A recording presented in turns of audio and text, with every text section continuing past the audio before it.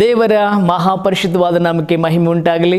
ನನ್ನ ಆತ್ಮೀಯ ಸ್ನೇಹಿತರೆ, ಸಹೋದರ ಸಹೋದರಿಯರೇ, ನಿಮ್ಮೆಲ್ಲರಿಗೂ ಕ್ರಿಸ್ತ ನಾಮದಲ್ಲಿ ವಂದನೆಗಳು. ಇಲ್ಲಿ ಸೇರಿ ಬಂದಿರುವಂಥ ಈ ಸಂಜೆಯ ಧ್ಯಾನಕ್ಕಾಗಿ ಸೇರಿ ಬಂದಿರುವಂಥ ನಿಮ್ಮೆಲ್ಲರಿಗೂ ಕೂಡ ಕ್ರಿಸ್ತ ನಾಮದಲ್ಲಿ ವಂದನೆಗಳು. ವಿಡಿಯೋ ಮೂಲಕವಾಗಿ ವೀಕ್ಷಿಸ್ತಿರುವಂಥ ಆತ್ಮೀಯ ಸ್ನೇಹಿತರೆ, ನಿಮಗೂ ಕೂಡ ಕ್ರಿಸ್ತ ನಾಮದಲ್ಲಿ ನಾನು ವಂದಿಸುವಂತನಾಗಿದ್ದೇನೆ. ಪ್ರಿಯರೇ, ಈ ದಿವಸ ದೇವರ ಸನ್ನಿಧಾನದಲ್ಲಿ ದೇವರು ನಮಗೆ ತಿಳಿಸಲ್ಪಡುತ್ತಿರುವಂಥ ಕೆಲವೊಂದು ದೇವರ ಮಾತುಗಳನ್ನು ನಾವು ಧ್ಯಾನ ಮಾಡಲಿಕ್ಕೆ ಹೋಗೋಣ.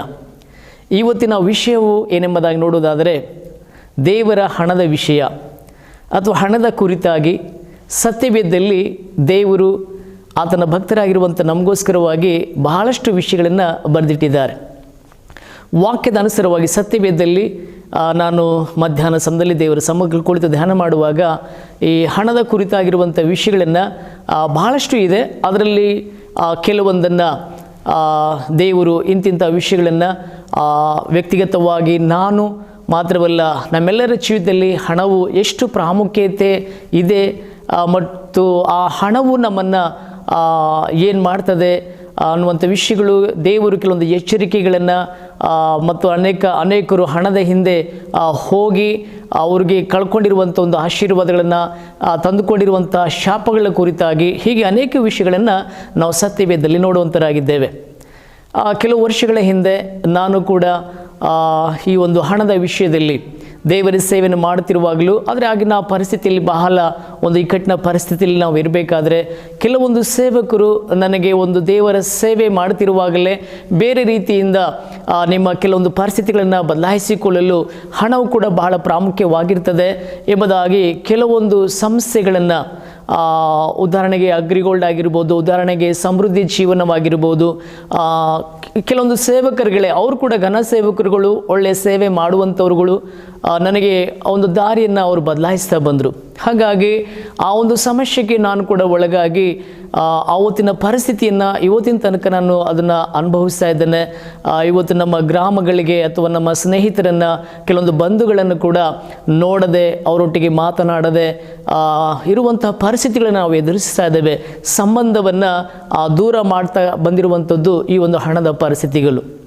ಹಾಗಾಗಿ ಪ್ರಿಯರೇ, ನಿಜವಾಗಲೂ ನಾನು ಅದರ ಕುರಿತಾಗಿ ನೆನೆಸುವಾಗ ಎಷ್ಟು ನಾನು ಪಶ್ಚಾತ್ತಾಪ ಪಡ್ತಾ ಇದ್ದೇನೆ ಮತ್ತು ನಾನು ಅಳ್ತಾ ಇದ್ದೇನೆ. ಹಾಗಾಗಿ ಕೆಲವು ಸಾರಿ ನಾನು ಎಷ್ಟು ಅದರ ವಿಷಯದಲ್ಲಿ ದೇವರ ಸಮ್ಮುಖದಲ್ಲಿ ನಾನು ಕ್ಷಮಾಪಣೆಯನ್ನು ಪ್ರತಿ ದಿವಸ ಕೂಡ ನಾನು ಕೇಳಿಸ್ಕೊಳ್ತಾ ಇದ್ದೇನೆ. ಹಾಗಾಗಿ ನಂತರ ನಾನು ವ್ಯಕ್ತಿಗತವಾಗಿ ದೇವರ ಸಮ್ಮುಖದಲ್ಲಿ ಧ್ಯಾನ ಮಾಡುವಾಗ ನನ್ನಂತೆ ಇನ್ನೂ ಅನೇಕರು ಕೂಡ ಈ ರೀತಿಯಲ್ಲಿ ಹಣದ ಹಿಂದೆ ಹೋಗಬಾರದು. ಕೆಲವೊಂದು ನಾವಿಟ್ಕೊಂಡಿರುವಂಥ ಗುರಿ ಅಥವಾ ಸೇವೆ, ಕರೆಯಲ್ಪಟ್ಟಿರುವಂಥ ಒಂದು ವಿಧಾನ, ಆ ನಂಬಿಗಸ್ತಿಕೆ ಮತ್ತು ಈ ಒಂದು ಕಾರ್ಯಗಳು, ಈ ಒಂದು ಆಶೀರ್ವಾದ, ದೇವರನ್ನು ಕರೆದಿರುವಂಥ ಕೊಟ್ಟಿರುವಂಥ ಚಿಕ್ಕದರಲ್ಲಿ ನಾವು ನಂಬಿಗಸ್ತರಾಗಿದ್ದು ಮುಂದೆ ಸಾಗುವಾಗ ದೇವರು ಎಲ್ಲ ಪ್ರತಿಯೊಂದು ಕೊರತೆಗಳು ನೀಗಿಸ್ತಾನೆ ಅನ್ನುವಂಥ ಒಂದು ವಿಷಯಗಳನ್ನು ಕೆಲವು ವರ್ಷಗಳಿಂದ ಮತ್ತೆ ನಾನು ಧ್ಯಾನ ಮಾಡ್ತಿರುವಾಗ, ಕಳೆದ ವಾರದಿಂದಲೂ ಕೂಡ ಇದರ ಕುರಿತಾಗಿ ಧ್ಯಾನ ಮಾಡ್ತಿರುವಾಗ ನಾನು ಎಷ್ಟೊಂದು ತಪ್ಪು ಮಾಡಿದ್ನಲ್ವ ಅನ್ನುವಂಥ ರೀತಿಯಲ್ಲಿ ನನ್ನ ಮನಸ್ಸಾಕ್ಷಿಯನ್ನು ಅದು ಏನಾಯಿತು ನನಗೆ ಹಂಗಿಸ್ತಾ ಬಂತು. ಹಾಗಾಗಿ ಈ ವಿಷಯಗಳನ್ನು ಇವತ್ತು ಕೂಡ ಅನೇಕರು ಸಭೆಗಳಲ್ಲಿಯೂ ಸೇವಕರುಗಳಲ್ಲೂ ಅನುಭವಿಸ್ತಾ ಇದ್ದಾರೆ. ಹಾಗಾಗಿ ದೇವರು ನಮಗೆ ಎಷ್ಟೋ ವಿಷಯಗಳನ್ನು ಹಣದ ಕುರಿತಾಗಿ ಇಟ್ಟಿದ್ರೂ ಕೂಡ, ನಾವು ಧ್ಯಾನ ಮಾಡಿದ್ರೂ ಕೂಡ ಅನೇಕರು ಈ ಒಂದು ವಿಷಯದಲ್ಲಿ ಬಿದ್ದು ಹೋಗುವಂಥ ಒಂದು ಪರಿಸ್ಥಿತಿಗಳು ಉಂಟಾಗ್ತಾ ಇದೆ. ಹಾಗಾಗಿ ಇನ್ನೊಂದು ಸಾರಿ ದೇವರ ಮಾತುಗಳನ್ನು ನಾವು ಜ್ಞಾಪಕ ಮಾಡಿಕೊಂಡು ಅವುಗಳನ್ನು ಧ್ಯಾನ ಮಾಡಿ ನಮ್ಮನ್ನು ಸರಿಪಡಿಸಿಕೊಂಡು ಆ ದೇವರ ನೀತಿ ಮಾರ್ಗದಲ್ಲಿಯೇ, ಆ ನೀತಿಯ ಸಂಪಾದನೆಯಲ್ಲಿಯೇ, ಆತನು ಕೊಡುವುದರಲ್ಲಿಯೇ ತೃಪ್ತಿಯಾಗಿ ಮುಂದೆ ಸಾಗಬೇಕು ಅನ್ನುವಂಥದ್ದನ್ನು ನಾನು ಕಲಿತುಕೊಂಡು, ನಾನು ಪಶ್ಚಾತ್ತಾಪವನ್ನು ಪಟ್ಟು ನಾನು ಕಲಿತುಕೊಂಡು ಮತ್ತು ಆ ಒಂದು ವಿಷಯಕ್ಕೋಸ್ಕರವಾಗಿ ಮತ್ತೆ ಆ ಒಂದು ಸಂಬಂಧಕ್ಕೋಸ್ಕರವಾಗಿ, ಸ್ನೇಹಿತರ ಸಂಬಂಧ ಮತ್ತು ಊರಿನ ಒಂದು ಸಂಬಂಧ ಮತ್ತು ಅನೇಕ ಬಂಧು ಬಳಗದವರ ಸಂಬಂಧವನ್ನು ಪುನಃ ದೇವರು ಖಂಡಿತ ಒಟ್ಟುಗೂಡಿಸ್ತಾರೆ, ಅವರೊಟ್ಟಿಗೆ ಮಾತನಾಡಿಸ್ತಾರೆ, ಅವ್ರಿಗಿರುವಂಥ ಪರಿಸ್ಥಿತಿಗಳನ್ನು ಬದಲಾಯಿಸ್ತಾರೆ, ಅವರಿಗೆ ಆ ಹಣವನ್ನು ದೇವರು ಕೊಡುವಂಥ ರೀತಿಯಲ್ಲಿ ಕಾರ್ಯ ಮಾಡ್ತಾರೆ ಅನ್ನುವಂಥ ಒಂದು ರೀತಿಯಲ್ಲಿ ಕರ್ತನ ಸಮ್ಮುಖಗಳನ್ನು ಪ್ರಾರ್ಥನೆ ಮಾಡ್ತಾ ಇದ್ದೇನೆ. ದೇವರು ಆ ಒಂದು ಆದಷ್ಟು ಬೇಗನೆ ದೇವರು ಒಂದು ದೊಡ್ಡದಾದಂಥ ಮಾರ್ಗಗಳನ್ನು ತೆರೆದು ನಮಗಿರುವಂಥ ಎಲ್ಲ ಹಣದ ಕೊರತೆಗಳನ್ನು ನೀಗಿಸಿ ನಮಗೆ ಪುನಃ ಆ ಒಂದು ದೇವರ ಸಂಬಂಧ, ಕುಟುಂಬ ಸಂಬಂಧ, ಗ್ರಾಮದ ಸಂಬಂಧ, ಸ್ನೇಹಿತರ ಸಂಬಂಧ, ಸಂಬಂಧಿಕರ ಒಂದು ಸಂಬಂಧವನ್ನು ಮತ್ತೆ ಅವರು ಕ್ಲಿಯರಾಗಿ ಮಾಡ್ತಾರೆ ಅನ್ನುವಂಥ ಒಂದು ನಂಬಿಕೆಯಿಂದ ನಾನು ಕರ್ತನ ಸಮ್ಮುಖದಲ್ಲಿ ಪಶ್ಚಾತ್ತಾಪದ ಹೃದಯದಿಂದ ಪ್ರಾರ್ಥನೆ ಮಾಡ್ತಿರುವಾಗ ಹಣದ ವಿಷಯದಲ್ಲಿ ಮತ್ತೆ ದೇವರು ಅನೇಕ ವಿಷಯಗಳನ್ನು ನನಗೆ ಕಲಿಸಿಕೊಟ್ಟರು. ಆ ವಿಷಯಗಳನ್ನು ನಿಮ್ಮೊಟ್ಟಿಗೆ ಸ್ವಲ್ಪ ಸಮಯ ಹಂಚಿಕೊಳ್ಳಿಕ್ಕೆ ನಾನು ಎಷ್ಟೋ ಸಂತೋಷವುಳ್ಳವನಾಗಿದ್ದೇನೆ. ದೇವರ ವಾಕ್ಯವನ್ನು ಹಾಗೆ ನಾನು ಧ್ಯಾನ ಮಾಡ್ತಾ ಇರಬೇಕಾದ್ರೆ ದೇವರ ಸೇವೆನೇ ಒಂದು ಉದ್ಯೋಗವಾಗಿದೆ. ಅಂದ್ರೇನು, ನಾವು ನೋಡ್ತೇವೆ ಎಫೆಸನ ಬರೆದ ಒಂದು ಪತ್ರಿಕೆಯಲ್ಲಿ 4:28 ವಚನದಲ್ಲಿ ಯಾವುದಾದ್ರೂ ಒಂದು ಕೆಲಸವನ್ನು ಮಾಡಿ ಅಥವಾ ಒಂದು ಉದ್ಯೋಗವನ್ನು ಮಾಡಿ ಅಥವಾ ಸಂಪಾದನೆ ಮಾಡಬೇಕು ಅನ್ನುವಂಥ ಒಂದು ಮಾತನ್ನು ಅಲ್ಲಿ ಭಕ್ತನಾಗಿರುವಂಥ ಪೌಲನು ಹೇಳುವಂಥವನಾಗಿದ್ದಾನೆ. ಕೆಲವೊಬ್ಬರು ಸಂಪೂರ್ಣವಾಗಿ ಸೇವೆಗೆ ನಮ್ಮ ದೇವರು ಕರೆಯಲ್ಪಟ್ಟಿರ್ತಾರೆ, ಅಥವಾ ಇನ್ನು ಕೆಲವೊಬ್ಬರು ಕೆಲಸವನ್ನು ಮಾಡಿಯೂ ತಮ್ಮ ಒಂದು ಸೇವೆಯನ್ನು ಮಾಡಿಕೊಂಡು ಹೋಗ್ತಾ ಇರೋದನ್ನು ನೋಡ್ತಾ ಇದ್ದೇವೆ. ಎರಡು ಕೂಡ ತಪ್ಪಲ್ಲ, ಎರಡು ಕೂಡ ಸರಿಯಾಗಿದೆ. ಹಾಗಾಗಿ ಈ ಒಂದು ಭೂಲೋಕದಲ್ಲಿ ಮಾನವರಾಗಿರುವಂಥ ನಾವುಗಳು ಜೀವನ ಮಾಡುವುದಕ್ಕೆ ಅನೇಕ ಅವಶ್ಯಕತೆಗಳು ಇದೆ. ಆ ಅವಶ್ಯಕತೆಗಳಿಗೋಸ್ಕರವಾಗಿ ಹಣದ ವಿಷಯದಲ್ಲಿ ಕೂಡ ದೇವರು ಮುಂಚಿತವಾಗಿ ಬರೆಯಲ್ಪಟ್ಟಿದ್ದಾರೆ ಅಂತಂದರೆ ಅದು ಖಂಡಿತವಾಗಲೂ ಅವಶ್ಯಕತೆ ಇದೆ. ಹಾಗಾಗಿ ಅವಶ್ಯಕತೆ ಇದೆ ಎಂಬುದಾಗಿ ನಾವು ಹೆಚ್ಚಿನ ರೀತಿಯಲ್ಲಿ ಅಥವಾ ನಮಗೆ ಅದು ಏನು ಬೇಕೋ ಆ ಸಮಯಕ್ಕೆ, ಆ ದಿವಸಕ್ಕೆ, ಅಥವಾ ಕುಟುಂಬಕ್ಕೆ, ಸೇವೆಗೆ, ವ್ಯಕ್ತಿಗತ ಒಂದು ಜೀವಿತಕ್ಕೆ ದೇವರು ಎಷ್ಟು ಬೇಕೋ ಅದನ್ನು ಒಂದು ವೇಳೆ ನಾವು ಮಾಡುವಂಥ ಸೇವೆಯಲ್ಲಿ ನಿಜವಾಗಲೂ ದೇವರ ಆ ಕೊಟ್ಟದರಲ್ಲಿ ತೃಪ್ತಿಯಾಗಿ ಮುಂದೆ ಸಾಗುವಂಥದ್ದು ಒಳ್ಳೆಯದು. ಇಲ್ಲ ಒಂದು ವೇಳೆ ನ್ಯಾಯಕರವಾದಂತಹ, ದೇವರಿಗೆ ಇಷ್ಟವಾಗಿರುವಂತಹ, ಯಾರಿಗೂ ಭಾರವಾಗಬಾರ್ದು ಅನ್ನುವಂಥ ರೀತಿಯಲ್ಲಿ, ಅಥವಾ ಇನ್ನೊಂದು ಅನ್ಯಾಯಕರವಾದಂಥ ತಪ್ಪಾದ ಮಾರ್ಗಕ್ಕೆ ನಾವು ಹೋಗಬಾರ್ದು ಹಣದ ವಿಷಯದಲ್ಲಿ ಎಂಬುದಾಗಿ ಇರುವುದಾದರೆ ದೇವರು ದೃಷ್ಟಿಯಲ್ಲಿ ಒಂದು ನ್ಯಾಯಕರವಾದಂತಹ ಆ ಒಂದು ಕೆಲಸವನ್ನು ಮಾಡೋದು ಕೂಡ ಅದು ತಪ್ಪಿಲ್ಲ. ಯಾಕಂದರೆ ಭಕ್ತನಾಗಿರುವಂಥ ಪೌಲನು ತನ್ನ ಒಂದು ಅನುಭವ ಪೂರ್ವಕವಾಗಿ ಅದನ್ನು ಹೇಳುವಂಥ ಒಂದು ಮಾತಾಗಿದೆ. ದೇವರಿಗೆ ಮಹಿಮೆ ಆಗಲಿ. ಪ್ರಿಯ ದೇವರ ಮಕ್ಕಳೇ, ಮಾತ್ರವಲ್ಲ, ಹಾಗಾಗಿ ಉದ್ಯೋಗ ಮಾಡಿ ದುಡಿಬೇಕು ಎಂಬುದಾಗಿ ನಾವು ನೋಡ್ತೀವಿ. ಹಾಗೆಯೇ ಕೆಲಸ ಮಾಡಿದರೆ ಕೊರತೆ ಇಲ್ಲ. 1 ಥೆಸಲೋನಿಕದವರಿಗೆ ಬರೆದ ಪತ್ರಿಕೆ 4ನೇ ಅಧ್ಯಾಯ 11-12. ಇವತ್ತು ನಮ್ಮ ಸಭೆಯ ವಿಶ್ವಾಸಿ ಮಕ್ಕಳಲ್ಲಿ ಕೂಡ, ಕೆಲವೊಂದು ಸೇವಕರಲ್ಲಿ ಕೂಡ ಈ ಒಂದು ಸೋಮಾರಿತನ, ಅಲಕ್ಷ್ಯತನವು ಮನುಷ್ಯನು ಅದನ್ನೇನು ಮಾಡ್ಕೊಳ್ತಾನೆ ಅಂತಂದರೆ, ಕೆಲವೊಂದು ಮಾರ್ಗಗಳಿರ್ತದೆ, ನೀತಿಕರವಾದಂಥ ಮಾರ್ಗಗಳು, ಕೆಲಸ ಮಾಡಲಿಕ್ಕೆ ಶಕ್ತಿ ಇರ್ತದೆ, ಎಲ್ಲ ಥರವಾದಂಥ ಒಂದು ಅನುಕೂಲಗಳಲ್ಲಿರುವಾಗ ಕೆಲಸ ಮಾಡದೆ ಸೋಮಾರಿಯಾಗಿರುವಂಥದ್ದು ಒಳ್ಳೆಯದಲ್ಲ. ಬದಲಾಗಿ ಕೆಲಸ ಮಾಡಿದರೆ ಖಂಡಿತವಾಗಲೂ ನಮಗೆ ಕೊರತೆಗಳನ್ನು ದೇವರಿಂದ ನೀಗಲ್ಪಡುವಂಥ ಕೊರತೆಗಳು ಬೇರೆ ಇರ್ತದೆ. ದೇವರೇ ಏನು ಮಾಡಿದ್ದಾರೆ, ಕೆಲವೊಂದು ಕಾರ್ಯಗಳನ್ನು ಭೂಲೋಕದಲ್ಲಿ ಇಟ್ಟಿರುವುದರಿಂದ ನಾವುಗಳು ಅದನ್ನು ಮಾಡೋದ್ರಿಂದ ತಪ್ಪಿಲ್ಲ. ಹಾಗಾಗಿ ಕೆಲಸವನ್ನು ಮಾಡೋದ್ರಿಂದ ಕೊರತೆ ಉಂಟಾಗೋದಿಲ್ಲ ಪ್ರಿಯ ದೇವರ ಮಕ್ಕಳೇ. ಹಾಗಾಗಿ ಇದನ್ನು ನಾವು ಆಲೋಚನೆ ಮಾಡೋಣ. ಮಾತ್ರವಲ್ಲ, ಕೆಲಸ ಮಾಡದವರ ಸಹವಾಸ ಮಾಡಬಾರದು. 2ನೇ ಥೆಸಲೋನಿಕದವರಿಗೆ ಬರೆದ ಪತ್ರಿಕೆ 3ನೇ ಅಧ್ಯಾಯ 11ರಿಂದ ನಾವು ಓದುವಾಗ, ಅಲ್ಲಿ 15ನೇ ವಚನದಿಂದ ಓದುವಾಗ ಅಲ್ಲಿ ಹೇಳಲ್ಪಟ್ಟಿದೆ, ಕೆಲಸ ಮಾಡದವರ ಸಹವಾಸ ಮಾಡಬಾರದು. ಒಂದು ವೇಳೆ ಸೋಮಾರಿಗಳೊಟ್ಟಿಗೆ ನಾವು ಕೂಡ ಇರುವುದಾದರೆ ನಾವು ಕೂಡ ಸೋಮಾರಿಗಳಾಗ್ತೇವೆ. ಹಾಗಾಗಿ ಒಂದು ವೇಳೆ ಕೆಲಸ ಮಾಡದವ್ರ ಜೊತೆಯಲ್ಲಿ, ಸೇವೆ ಮಾಡದವರ ಜೊತೆಯಲ್ಲಿ, ಕೊಡಲ್ಪಟ್ಟಂಥ ಜವಾಬ್ದಾರಿಕೆಯಲ್ಲಿ ಅವರು ಮಾಡದೆ ಸೋಮಾರಿಗಳಾಗಿ ಹರಟೆ ಅಥವಾ ತಮಾಷೆ ಟೈಮನ್ನು ಕಳೆಯುವುದರಲ್ಲಿ ಅವಂಥ ಒಂದು ಗುಂಪನ್ನು, ಒಂದು ವೇಳೆ ಅವರು ದೇವ್ರ ಮಕ್ಕಳೇ ಆಗಿರ್ಬೋದು, ದೇವ್ರ ಮಕ್ಕಳಾಗದೇ ಇರ್ಬೋದು, ಅಂಥವರೊಂದು ಸಹವಾಸವನ್ನು ನಾವು ಮಾಡಬಾರ್ದು ಎಂಬುದಾಗಿ ದೇವರ ವಾಕ್ಯ ನಮಗೆ ತಿಳಿಸುವಂಥದ್ದಾಗಿದೆ. ಮಾತ್ರವಲ್ಲ, ದೇವರ ವಾಕ್ಯದಲ್ಲಿ ಬರೆಯಲ್ಪಟ್ಟ ಜ್ಞಾನೋಕ್ತಿ ಪುಸ್ತಕ 14:23ನೇ ವಚನದಲ್ಲಿ ಶ್ರಮೆಯಿಂದ ಸಮೃದ್ಧಿ, ಹರಟೆಯಿಂದ ಕೊರತೆ ಎಂಬುದಾಗಿ. ಹೌದು, ಶ್ರಮೆ ಪಡಬೇಕಾಗ್ತದೆ, ನಾವು ಕಷ್ಟಪಡಬೇಕಾಗ್ತದೆ. ನಿಜವಾಗಲೂ ನಾವು ಹೊರಗಿನ ಒಂದು ರೀತಿಯಲ್ಲಿ ಕೂಡ ಅನೇಕ ಗಣ್ಯ ವ್ಯಕ್ತಿಗಳು ಹೇಳಿರುವಂಥ ವಿಷಯಗಳನ್ನು ಕೂಡ ನಾವು ಕೇಳಿಸ್ಕೊಳ್ತೇವೆ. ನಾವು ಚಿಕ್ಕಂದಿರುವಾಗ ನಮ್ಮ ಪುಸ್ತಕದಲ್ಲಿ ಕೂಡ ಕೆಲವೊಂದು ವಿಷಯಗಳನ್ನು, ಪಾಠಗಳನ್ನು ನಮಗೆ ಜ್ಞಾಪಕ ಬರ್ತದೆ. ಏನಂತ ನೋಡೋದಾದರೆ, ಕೈ ಕೆಸರಾದರೆ ಬಾಯಿ ಮೊಸರು ಎಂಬುದಾಗಿ, ದುಡಿಮೆಯೇ ದುಡ್ಡಿನ ತಾಯಿ ಎಂಬುದಾಗಿ, ಹೀಗೆ ಅನೇಕ ವಿಷಯಗಳು ನಮಗೆ ಜ್ಞಾಪಕ ಬರ್ತದೆ. ಹಾಗಾಗಿ ನಿಜವಾಗಲೂ ದೇವರ ವಾಕ್ಯ ಕೂಡ ಅದೆಷ್ಟೋ ಅದ್ಭುತವಾಗಿ ಬರೆಯಲ್ಪಟ್ಟಿದೆ. ಶ್ರಮೆಯಿಂದ ಸಮೃದ್ಧಿ, ಹರಟೆಯಿಂದ ಅದು ಕೊರತೆಗಳು ಉಂಟಾಗ್ತದೆ ಎಂಬುದಾಗಿ. ಹರಟೆಯ ಒಂದು ಸಮಯವನ್ನು ವೇಸ್ಟ್ ಮಾಡ್ತಾ ಕುಳಿತುಕೊಳ್ಳೋದ್ರಿಂದ ನಮಗೆ ಪ್ರಯೋಜನ ಇಲ್ಲ, ಬದಲಾಗಿ ಕೊರತೆಗಳೇ ಜಾಸ್ತಿ ಆಗ್ತದೆ ಹೊರತು ಕೊರತೆಗಳು ನೀಗುವುದಿಲ್ಲ. ಹಾಗಾಗಿ ಪ್ರಿಯ ದೇವರ ಮಕ್ಕಳೇ ಶ್ರಮೆಯಿಂದ ಶ್ರಮೆಪಟ್ಟು ನಾವು ಕಷ್ಟಪಟ್ಟು ದೇವರು ನಮಗೆ ಕೊಟ್ಟಿರುವಂಥ ಜವಾಬ್ದಾರಿಕೆಯಲ್ಲಿ ಒಂದು ವೇಳೆ ಸೇವೆ ಇದ್ದರೂ ಕೂಡ, ಅದರಲ್ಲಿ ಏನೋ ನ್ಯಾಯಕರವಾದಂಥ ಒಂದು ಕೆಲಸವನ್ನು ಇದ್ದರೂ ಕೂಡ ಅದನ್ನು ಮಾಡುವುದರಿಂದ ನಿಜವಾಗಲೂ ಶ್ರಮೆಪಟ್ಟು ನಾವು ಮಾಡುವಾಗ ನಿಜವಾಗಲೂ ಸಮೃದ್ಧಿಯಾದ ಜೀವಿತವನ್ನು ನಾವು ಸಾಗಿಸೋದಕ್ಕೆ ಸಾಧ್ಯವಾಗ್ತದೆ. ಮಾತ್ರವಲ್ಲ, ದೇವರ ವಾಕ್ಯದಲ್ಲಿ ನಾವು ನೋಡ್ತೇವೆ, ಆಹಾರವಲ್ಲದಕ್ಕೆ ಹಣ ವ್ಯಯ ಮಾಡಬಾರದು. ಯೆಶಾಯನ ಪುಸ್ತಕ 55ನೇ ಅಧ್ಯಾಯ 2ನೇ ವಚನದಲ್ಲಿ ನಾವು ನೋಡ್ತೇವೆ. ಹೌದು, ಆಹಾರವಲ್ಲದಕ್ಕೆ ಹಣ ವ್ಯಯ ಮಾಡಬಾರದು. ದೇವರಿಗೆ ಸ್ತೋತ್ರವಾಗಲಿ. ಆಹಾರವಲ್ಲದಕ್ಕೆ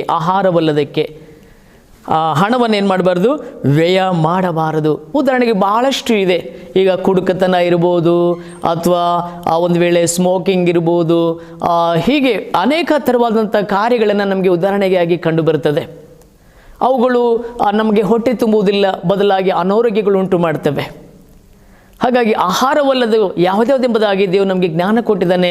ಜ್ಞಾನವನ್ನು ಉಪಯೋಗಿಸಿ ವೇಸ್ಟ್ ಆದ ಖರ್ಚುಗಳನ್ನು ದೈವ ಭಕ್ತರಾಗಿರುವಂಥ ನಾವುಗಳಾಗಲಿ, ಸೇವಕರಾಗಿರುವಂಥ ನಾವುಗಳಾಗಲಿ ಅದನ್ನು ಮಾಡಬಾರದು ಎಂಬುದಾಗಿ ದೇವರ ವಾಕ್ಯ ನಮಗೆ ಬರೆಯಲ್ಪಟ್ಟಿದೆ ಪ್ರಿಯರೇ. ಮಾತ್ರವಲ್ಲದೆ ನಾವು ನೋಡೋಣ, ಅನ್ಯಾಯದಿಂದ ಸಂಪಾದಿಸಿದನ್ನು ನೆಚ್ಚಬಾರದು. ಕೀರ್ತನೆಗಳ ಪುಸ್ತಕ 62ನೇ ಅಧ್ಯಾಯ 10ನೇ ವಚನದಲ್ಲಿ ನಾವು ನೋಡ್ತೇವೆ.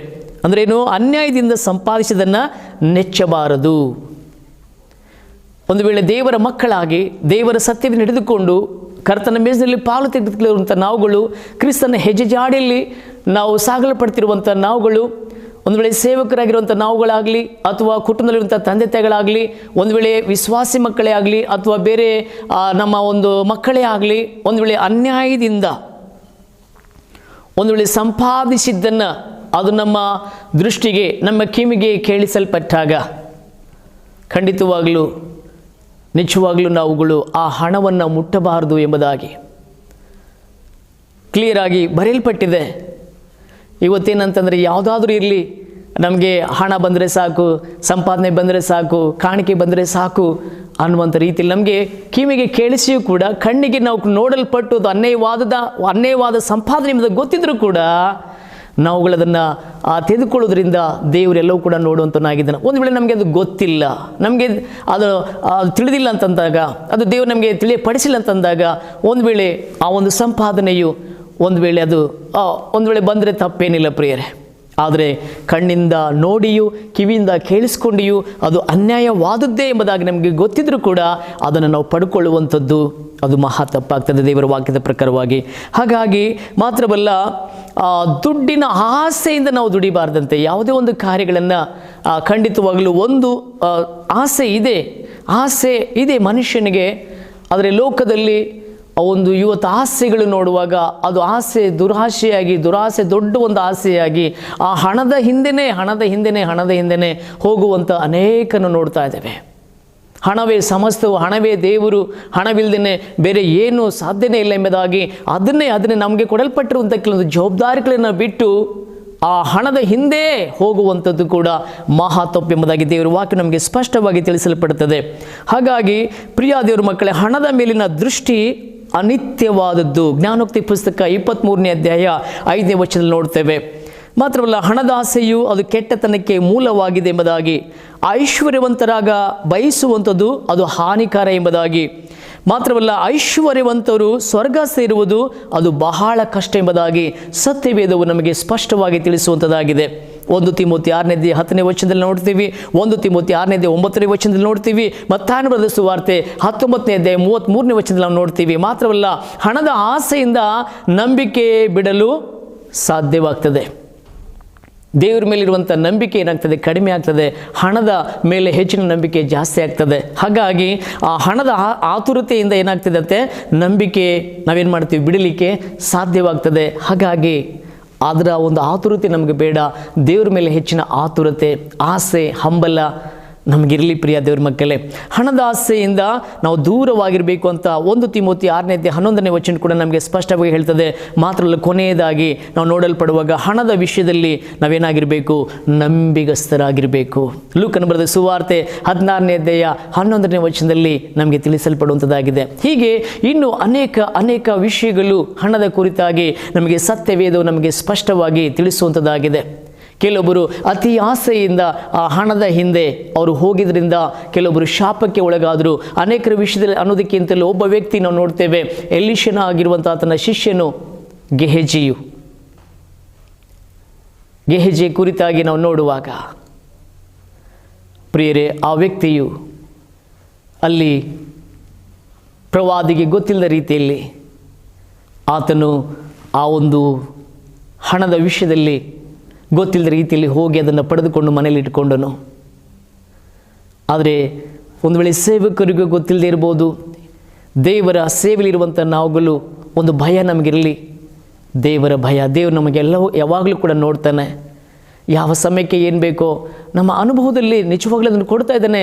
ಆದರೂ ಕೂಡ ನಾವು ಕೆಲವೊಂದು ಸಾರಿ ಇಂಥ ಕಠಿಣ ಪರಿಸ್ಥಿತಿಗಳು, ಹಣದ ಕಠಿಣ ಪರಿಸ್ಥಿತಿಗಳು ಬಂದಾಗ ನಾವು ಬೇರೆ ರೀತಿಯಲ್ಲಿ ಹೋಗದೆ ನಾವುಗಳು ಪ್ರಿಯರೇ ಬಹಳ ಜಾಗೃತಿಯಾಗಿರಬೇಕು. ಈ ಹಣದ ವಿಷಯದಲ್ಲಿ ಖಂಡಿತವಾಗಲೂ ದೇವರೊಂದು ಶ್ರೇಷ್ಠವಾದ ವಾಗ್ದಾನ ನಮಗಿದೆಯಲ್ಲ. ನಾವು ಫಿಲಿಪ್ಪಿಯರಿಗೆ ಬರೆದ ಪತ್ರಿಕೆ 4:19 ವಚನದಲ್ಲಿ ನಾವು ನೋಡ್ತೀವಲ್ಲ, ಕ್ರಿಸ್ತ ಯೇಸುವಿನ ಮೂಲಕವಾಗಿ ನಮ್ಮ ದೇವರು ಸಕಲ ಎಲ್ಲ ಕೊರತೆಗಳನ್ನು ನೀಗಿಸ್ತಾನೆ ಅನ್ನುವಂಥ ಒಂದು ಮಾತನ್ನು, ಆತನ ಐಶ್ವರ್ಯಕ್ಕೆ ತಕ್ಕ ಹಾಗೆ ನಮ್ಮ ಪ್ರತಿಯೊಂದು ಕೊರತೆಗಳನ್ನು ನೀಗಿಸ್ತಾನೆ ಅನ್ನುವಂಥ ಒಂದು ಮಾತನ್ನು ಅದನ್ನು ದೃಢವಾಗಿ ನಂಬೋಣ. ಅದನ್ನು ಆ ವಾಕ್ಯವನ್ನಿಟ್ಟು ನಾವು ಪ್ರಾರ್ಥನೆ ಮಾಡೋಣ. ನಾವು ಹಿಂದೆ ನಾವು ಫೇಲ್ಯೂರ್ ಆಗಿದ್ದೇವೆ. ಹಣವು ನಮ್ಮನ್ನು ಬೇರೆ ಕಡೆಗೆ ನಡೆಸಲ್ಪಟ್ಟಿತ್ತು. ಹಾಗಾಗಿ ದೇವರ ವಿಶ್ವಾಸನ ದೂರ ಆಗೋದು ಬೇಡ. ಹಾಗಾಗಿ ನನ್ನ ಪ್ರಿಯ ದೇವರ ಮಕ್ಕಳೇ, ದೇವರ ಒಂದು ಶಾಪಕ್ಕೆ ನಾವು ಒಳಗಾಗೋದು ಬೇಡ. ಸಂತೃಪ್ತಿಕರವಾದಂಥ ಈ ಆಶೀರ್ವಾದವನ್ನು ಕರ್ತನಲ್ಲಿದೆ. ಮಾತ್ರವಲ್ಲ, ನಮಗೆ ದೇವ್ರ ವಾಕ್ಯ ಹೇಳ್ತದೆ, ನಾವು ಅವರನ್ನು ನೋಡಿ ಇವರನ್ನು ನೋಡಿ ಅವರು ಹಾಗಾಗಿದ್ದಾರೆ, ಇವರು ಹಾಗಾಗಿದ್ದಾರೆ, ಆ ಸೇವಕರು ಈ ಸೇವಕರು, ಆ ಸಂಸ್ಥೆ ಈ ಸಂಸ್ಥೆ, ಆ ವ್ಯಕ್ತಿಗಳು ಈ ವ್ಯಕ್ತಿಗಳು. ಕೆಲವು ಸಾರಿ ನಮ್ಮ ಸಭೆಯಲ್ಲೇ ನಮಗಿಂತ ಶ್ರೀಮಂತರು ಕೆಲವರು ಇರ್ತಾರೆ. ಹಾಗಾಗಿ ನಾವು ಇವರನ್ನು ನೋಡೋದು ಮಾತ್ರವಲ್ಲ, ದೇವ್ರ ವಾಕ್ಯ ಹೇಳೋ ಪ್ರಕಾರವಾಗಿ ಫಿಲಿಪ್ಪಿಯರಿಗೆ ಬರೆದ ಪತ್ರಿಕೆಯಲ್ಲಿ 2ನೇ ಅಧ್ಯಾಯ ಅಲ್ಲಿ 4ನೇ ವಚನ ನೋಡ್ತೇವೆ, ನಿಮಗಿರುವುದರಲ್ಲಿ ನೀವು ತೃಪ್ತರಾಗಿರಿ ಅನ್ನುವಂಥ ಒಂದು ಮಾತನ್ನು ಸ್ಪಷ್ಟವಾಗಿ ಬರೆಯಲ್ಪಟ್ಟಿದೆ. ಹಾಗಾಗಿ ನನ್ನ ಪ್ರಿಯ ದೇವರ ಮಕ್ಕಳೇ, ಇನ್ನೊಂದು ಸಾರಿ ದೇವರ ಆತ್ಮನ ನನಗೂ ನಮ್ಮೆಲ್ಲರಿಗೂ ಕೂಡ ಈ ಒಂದು ಹಣದ ವಿಷಯದಲ್ಲಿ, ದೇವರ ಹಣದ ವಿಷಯದಲ್ಲಿ, ಹಣದ ಕುರಿತಾಗಿರುವಂಥ ಅನೇಕ ವಿಷಯಗಳನ್ನ ಸತ್ಯವೇದ ಒಂದೊಂದು ವಾಕ್ಯದ ಮೂಲಕವಾಗಿ ದೇವರ ಆತ್ಮ ನಮಗೆ ತಿಳಿಸಿಕೊಟ್ಟನು. ದೇವರಿಗೆ ಮಹಿಮೆ ಆಗಲಿ. ಈ ಮಾತುಗಳನ್ನು ನಾವು ನೋಡುತ್ತಾ ಮತ್ತೆ ಸತ್ಯವೇದವನ್ನು ಕೂಡ ನಾವು ತೆರೆದು ನೋಡುತ್ತಾ ಆ ವಾಕ್ಯವನ್ನು ಹಿಂದೆ ಮುಂದೆ ಮತ್ತೆ ನಾವು ಧ್ಯಾನ ಮಾಡ್ತಾ ಹೋಗೋಣ. ನಮ್ಮ ವಿಶ್ವಾಸವನ್ನು ಬಲಪಡಿಸಿಕೊಳ್ಳೋಣ. ದೇವರ ಮೇಲಿನ ನಾವು ಕೇಂದ್ರೀಕೃತವಾಗಿ ನಮ್ಮ ನಂಬಿಕೆ ವಿಶ್ವಾಸನಿಟ್ಟು ಮುಂದೆ ಸಾಗೋಣ. ನಾವು ಇರೋದರಲ್ಲಿ ನಾವು ತೃಪ್ತಿಯಾಗಿ ಜೀವಿಸೋಣ. ಮತ್ತು ಹಣದ ವಿಷಯದಲ್ಲಿ ನಮಗೆ ಕೊಡಲ್ಪಟ್ಟಂತೆ ಜವಾಬ್ದಾರಿಕೆಯಲ್ಲಿ ಚಿಕ್ಕದೇ ಇರಲಿ, ಅದರಲ್ಲಿ ನಂಬಿಗಸ್ತರಾಗಿ ನಾವು ಮುಂದೆ ಸಾಗೋಣ. ಪ್ರಿಯರೇ, ದೇವರಿಗೆ ಮಹಿಮೆ ಆಗಲಿ. ದೇವರ ಈ ಮಾತುಗಳಲ್ಲಿ ಸಂಜೆಯ ಸಮಯದಲ್ಲಿ ದೇವರ ಆತ್ಮ ನಮ್ಮೆಲ್ಲರಿಗೆ ಇನ್ನೊಂದು ಸಾರಿ ತಿಳಿಸಲ್ಪಟ್ಟು ನಮ್ಮನ್ನು ಬಲಪಡಿಸಿದಂಥ ದೇವರಿಗೆ ಸ್ತೋತ್ರವಾಗಲಿ. ಧನ್ಯವಾದಗಳು. ದೇವರು ನಿಮ್ಮನ್ನು ಆಶೀರ್ವಾದ ಮಾಡಲಿ. ವಂದನೆಗಳು.